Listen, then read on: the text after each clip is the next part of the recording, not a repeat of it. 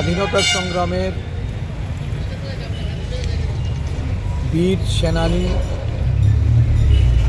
নেতাজি সুভাষচন্দ্র বসুর 130তম জন্মজয়ন্তী ত্রিপুরা প্রদেশ কংগ্রেসের পক্ষ থেকে এই দিবস যথাযোগ্য মর্যাদায় পালন করার লক্ষ্যে নানা কর্মসূচি গ্রহণ করা হয়েছে।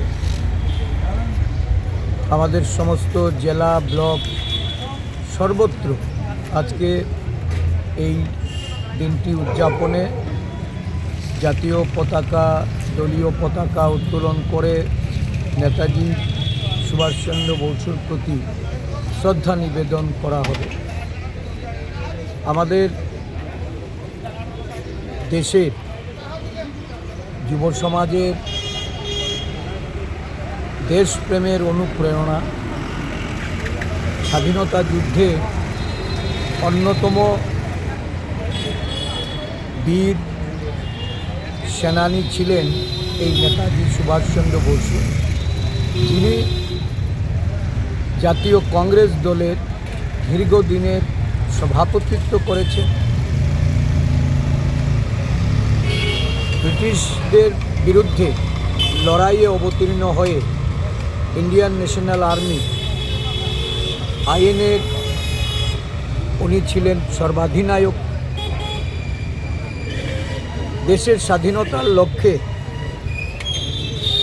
মত বা পথ ভিন্ন হলেও ভারতবর্ষের সমস্ত স্বাধীনতা সংগ্রামীরা, জাতির জনক মহাত্মা গান্ধী থেকে শুরু করে নেতাজি সুভাষচন্দ্র বসু, জওহরলাল নেহেরু, সর্দার বল্লভভাই প্যাটেল, আবুল কালাম আজাদ, সরোজিনী নাইডু, সমস্ত এই মনীষীদের ঐক্যবদ্ধ লড়াইয়ে দেশ স্বাধীনতা লাভ করেছে।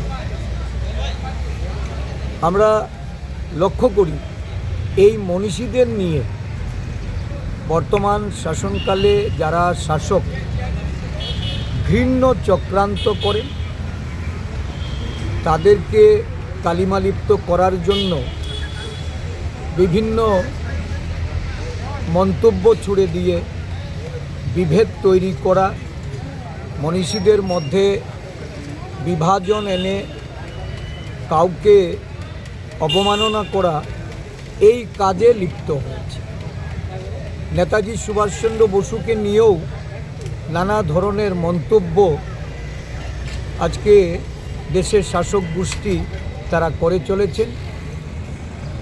কিন্তু এটা সত্যি যে নেতাজি সুভাষচন্দ্র যখন এই স্বাধীনতার যুদ্ধে এক মঞ্চ থেকে লড়াইয়ের ডাক দিয়েছিলেন, সমগ্র দেশের সমস্ত স্বাধীনতা সংগ্রামে যাদের ভূমিকা থাকার প্রয়োজন, সেই সমস্ত সামাজিক রাজনৈতিক সমস্ত সংগঠনকে যখন ডাক দিয়েছিলেন এক মঞ্চে আসার জন্য, এই দেশে হিন্দু মহাসভা, আরএসএস এবং এই রাজনৈতিক দলের যারা সেদিন নেতৃত্বে ছিলেন, তারা নেতাজির ডাকে সাড়া দেননি।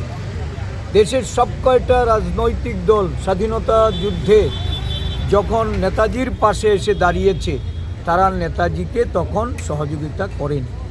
উল্টো এই স্বাধীনতা আন্দোলনে একটা বিশেষ সময়ে এই দল হিন্দু মহাসভা এবং আরএসএস তার বিরোধিতা করেছে। আজকে নেতাজিকে নিয়ে যারা বিভিন্নভাবে প্রচার করার চেষ্টা করছেন, এটা অপপ্রচার। যে নেতাজির সঙ্গে গান্ধীজির মতের অমিল ছিল, নেতাজি নেহরুর মধ্যে মিল ছিল না।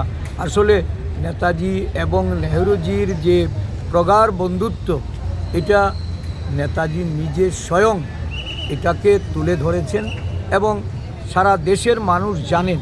তো স্বাভাবিকভাবেই বিজেপি যথারীতি স্বাধীনতার আগে